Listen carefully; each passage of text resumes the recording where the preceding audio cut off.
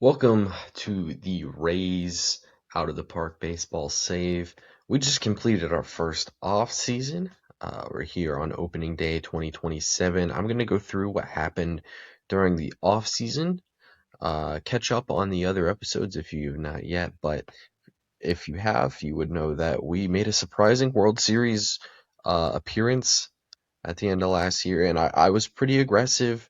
Last episode, I finished off talking about the Rasmussen Uceda for Spencer Strider deal that we made, and the deal where we got Royce Lewis, Altman, and Cannatario. Those were all some pretty good deals, and they've all basically gone as I expected so far. But we made a couple more deals. We made a couple of signings. Like I said before, I signed a hitting and pitching coach. Um, November, we'll start. We had arbitration that happened during the last episode. I extended Royce Lewis and Matt Brash last episode. I made a deal right at the end, or maybe right after the episode. I traded Griffin Jacks, who was like our big ace reliever. He had 1 year left. Austin Overn, it's like a foray outfield type, and Trey Morgan, who was going to be in the mix, who wasn't really going to be in the mix for us at first base, and in return we got Abner Uribe, who's going to be our eighth inning man, um, who has 4 years of control, unlike Griffin Jacks. That's why we did that. And Quinn Priester, who's going to pitch out of our rotation. Priester is under contract. It's pretty affordable these first two seasons, so we're going to kind of make that work. Um, and Brock Wilken as well, who's like a right-handed like power hitter who will be in AAA for us this season. I'm going to lock him to playing there every day. Which was pretty good. We made a couple more moves. We made one more. So the expansion draft was looming, and I wanted to have less guys on protected in the expansion draft. Um, I was gonna end up leaving Steven Matz unprotected, and I realized I kind of needed a right-handed bat, so I traded with Houston, and I got Christian Walker. They ate 50% of the deal, basically 10 million for this bat. That was like plus for the market. Christian Walker's on the squad. He'll be here consistently. Yeah, he had a decent year as a like platoon hitter for Houston last year, and he'll kind of do the same thing for us this year.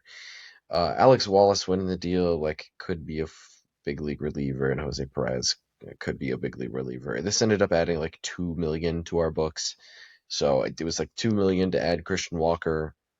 Felt like a good move to me. December, I don't know if we made any trades. Yeah, but we made a couple Rule 5 selections. We actually made one trade. Yeah, Jonathan Aranda, it got to when I got to the winter meetings, um I was trying to find um like there was a ton of interest in him out there. He wasn't even on the block, but there was a ton of interest, and the biggest piece I could find for him was Jordan Lawler, who like you see the 60 potential, but 20, he's out of option years, which that's why I think he was more available than he would typically be. But like this could be a really, really good hitter for somebody who like can play second, can play short, can play all three outfield spots. Like he could play third too. Like it just felt like an easy ad for us. Considering we needed some versatility still, and like he's gonna play consistently for us, and we'll get into that. We got him. We got Slade Caldwell, who like will probably be a top 100 prospect at some point. 70 range. Looks like the bat will be plus. He's in Double A for us. Like a really good piece to get. And then Pavin Smith, I thought was going to be a little bit more for us. I thought him and Christian Walker would end up in a platoon at the time that I did the deal, and I got them to eat a ton of the deal. He had such a poor spring training. As you see, at a 400 OPS. We're actually DFAing him currently, so it's rough. We made 3 Rule 5 picks, and they were pretty good. Dax Fulton actually was pitched so well that he was going to be our 5 starter, maybe even our 4 starter, because Quinn Priester and Joe Boyle both were actually kind of rough. But yeah, Fulton, movement stuff is good, control's good enough, lefty extreme ground baller. Like, this is just somebody who I feel like we can add this guy, and 3 years on the minimum is too good of a deal to. And Blythe outfield, of them are nice, so we're pushing our luck a little bit, but they can both pass in center field. Like, Zaire Hope's probably okay there. Miguel Blyce is a little bit more big league ready, but he can pass in center field. He has some upside. Yeah, I just wanted to give guys like this a chance to catch on for us, and maybe it becomes huge value wins for us. We ended up DFAing a couple guys because we signed Sandy Alcantara to a multi-year deal. We gave him $6 million over 3 seasons. Um, we gave him the no trade clause to get it done. I don't know. I like Sandy, especially since we're holding on to McClanahan. Um, some of our younger guys are a little bit further away. Like, we're gonna need a guy like Sandy to steady us at like a 3rd or 4th starter. Um, for a while he had a rough spring, but it's Sandy. Like, I feel good about it. Um, Luis Torrens, we signed to a 2-year, basically a 1-year deal. Um, yeah, I mean, it's a player and team option. Like, yeah, it's a 1-year deal. He's gonna platoon at the catcher position with Cooper Ingle. He really hits left-handed pitching, and he's a good defender. So, I felt like that was a good fit for what we needed at the catcher position. And yeah, that was the move that we made in December. We made a couple in January too. Um, yeah, we were offered this one, I believe. We were given like yeah, we were given like a prospect to take on Matt Gage, who ended up making the team as our second lefty, so worth it, I think. League minimum reliever, that's good. Manuel Rodriguez we DFA'd, and then Philly later came calling about him. We'll get to that. Garrett Clevenger, this was also just like offered to us, and yeah, they offered Garrett Clevenger and like this whatever prospect for Kevin Alvarez, who I think is pretty good prospect. Like, he has a projectable bat. He's gonna be fine defensively. Like, this is a good guy to get for a rental reliever, I believe what Clevenger is. Who's good, and then to replace him we signed Alvarado to like a 1-year deal returning to Tampa Bay. Like, I felt like that was really fine. As soon as I got this, I knew I had to accept it, and I just had to go make sure there was a lefty reliever out there. Alvarado was one of the 2 decent relievers remaining, and I gave him a good offer. And then yeah, here's when Philly came calling for Manuel Rodriguez. Brady Day was the piece that they gave back, not anything too specific or particular. Our owner raised the budget, I guess, since we had the postseason run. I There wasn't much out there. It's just with how the team is made up. I've been assuming we're not gonna have a big budget, and I guess we don't. It's tied for 27th, but I don't know. I've been assuming that 107 million would be towards the higher end of our player payroll. So here's what the team ended up looking like. Um, Chandler Simpson's going to lead off and play left field against both sides of the plate, and Junior's going to play third against righties and DH against lefties, just to give him a little bit of time off. But he's there. Joe Adell, He's going to either DH or play right field, depending on which side of the plate we're facing. Royce Lewis will play either first or third, depending on who we're facing. I really like where Royce Lewis is. Um, he could play first, he could play second, he could play third. Really good defender too, and the bat looks plus. I like where Royce Lewis is. Ronnie Mauricio had an awesome spring. After an awesome postseason performance, he won the opening day second base job. I wish he was trained up a little bit more at that spot. And actually, we could have. I'm sure I could work this out to where somebody else play. Can Zaire Hope play first? Yeah. So we'll figure that out in a second. Zaire Hope, he won the starting right field job. Most notably, Jacob Melton. He had such a bad spring that I was like, all right, we'll give Zaire Hope a job out the gate because I'd want to keep him on the roster. So all three of our Rule 5 picks did make the roster. But yeah, Zaire Hope also like killed AAA last season. Or he killed Double A and was good at AAA last season. So I was like, yeah, let's give this guy a shot. Yeah, he ended up making the big league roster. Carson Williams will be our everyday shortstop. He's got a 60 power right now. His defense even got a little bit better than we had it at before. Like, I don't know, he'll probably have like a 3.5 win season. His contact ratings do look like they are getting better too, so it's positive. Outman, like we kind of expected, is our opening day center fielder. He's going to be a great defender. If the bat doesn't really come around, oh well, we have him and Miguel Bleis platooning. Cooper Engel is still here. He's like, our plus hitting catcher. He had a rough spring, but he's gonna get the big league starting job. Gets on base. That's what Cooper Engel does. Against lefties, like I said before, Lawler plays second against lefties. He's kind of just a utility man against righties. He'll play some outfield, he'll play some infield. It's really him and Mauricio platooning is what it is. And then Torrens, him and Engel are a true platoon, and Miguel Bleis is a true platoon. He had a rough spring as well, but it was like even better than Jacob Melton. So I was like, you know what? Melton will go down, even though he had a decent season a year ago. It was so bad that I wanted to give a guy a shot. And if you can see here, every single one of our guys is starting against one of the sides of the plate. Very Rays-like. Rotation-wise, Shane McClanahan, Sandy, Quinn Priester, Dax Fulton, and Joe Boyle is our rotation for now. Spencer Strider had an early, day-to-day injury that turned into, an uncertain return date. Unfortunate. I was just being cautious at first. I think it was, 2 to 3 weeks. He got it at the start of spring, and it's like he suffered a setback on it.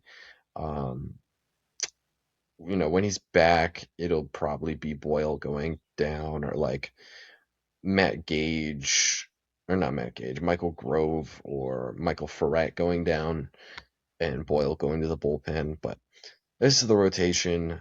Brash is our closer. Uribe and Alvarado are here as our lefty and righty setup. Estrada is going to be one of our more often used middle relievers. We have Grove, Waldrop, and then Gage is a specialist against lefties. I like this team. I think it's actually really good. If we look development-wise, we're fourth in farm system rankings. Ross Shalowski is the number 3 prospect. Tegan Coons is the 18th prospect. Tane Gray, he ended up moving up a ton. This is what the scout has him at. I don't know if that's necessarily true, but he did kill it in A-ball last season, so we'll see if he's that special of a talent. Theo Gillen's ranked in the top 100. Michael Ferret's the 101. Dax Fulton's up there. We have a ton of guys who are in the top 200, as you see right here. I'm surprised Slater DeBruin's not higher. He had a out a couple outstanding. I think he was outstanding in improving his defense and his eye. Um, so I'm expecting big things from Slater De Bruyne. I think he'll be a top like 30 prospect by the end of the season. Leandro Hernandez was the international free agent I signed. He's going to start the year in the DSL. I think he's a corner outfielder, honestly, but I'll play center field in the minors, in the low minors. Yeah, we had honestly a pretty decent off-season prospect wise. Um, we will now look at preseason predictions to see what uh everybody's thinking of us. Like do they like us? Do they hate us? I don't know. Um, so we're currently projected to be last in the division. Not scoring any runs, pitching like middle of the pack. Maybe on the good side, yeah, like a 3.9 ERA is probably on the good side over the course of the league. Yeah, the league, like I said, expanded. Las Vegas exists, and I guess they don't have the A's moving to Las Vegas. Oh well. Um, and the American League or the National League East added Jacksonville. So, yeah, we didn't have any top hitters, or pitchers. So they're not liking us in these predictions. I didn't actually do it last year to see what they thought about us, but uh, yeah, they're saying Sal Stewart was a beast last year. He was good last year. Andrew Abbott. Wow. Okay. But yeah, I mean, I really do like where the team's at. There's some interest, like Luis Angel Acuna is an interesting waiver wire guy. Luis Matos. Um,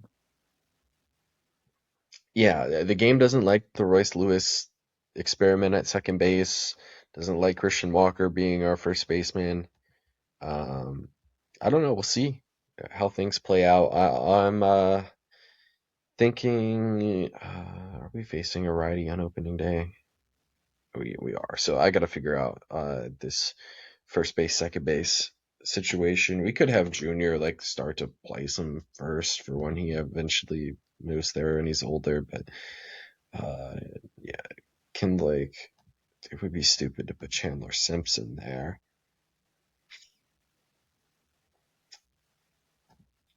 Mauricio can play third, but he hasn't learned any first base yet. Carson Williams isn't moving there. So your hope, yeah, I guess this is just what we're gonna rock with Royce Lewis at first for now. But yeah, I like where we're at. Just felt like I would give the update before the start of the season. We'll play this opening series against the White Sox. Shane Smith against Shane McClanahan is the opening day matchup. We get a 7-4 victory. Let's go. Gavin Lux, he ended up signing with Chicago 1 year, 5 years, 7 million. But we got a second round comp pick for him. So that'll be nice to have. Like we're adding assets there. 2 hits for Adele. Zaire Hope had 2 hits on opening day. Carson Williams, nice. Um, 2 doubles from Adele. Zaire Hope had a double. Okay.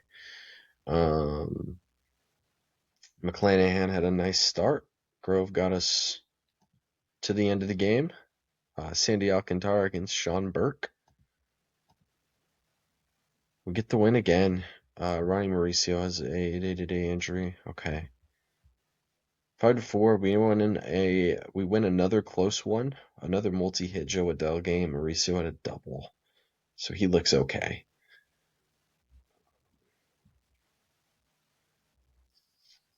Yeah, Sandy was not great, but the bullpen picked him up. Uribe was great in relief there.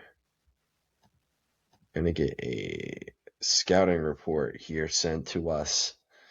I'll look over that off camera and I'll just play out like the last game and then wrap this one up. Quinn Priester against Mason Adams. And do we get the sweep on opening series? No, we do not. We got hit around. Wow. Junior had 2 hits. Both of them were homers. Cooper Engel with a multi-hit game. Yes, Wright got hit. Waldrop and Quinn Priester got hit. So that's a tough way to start the season, or for Priester, that is. Yeah. Next episode. I don't know where I'm gonna pick up next episode, but we'll probably be midway through the season, and maybe not midway, but early through the season. Um, I'm really liking where the team's at. I think they're going to shock some people. Maybe we make the playoffs again, make the World Series again. We'll see.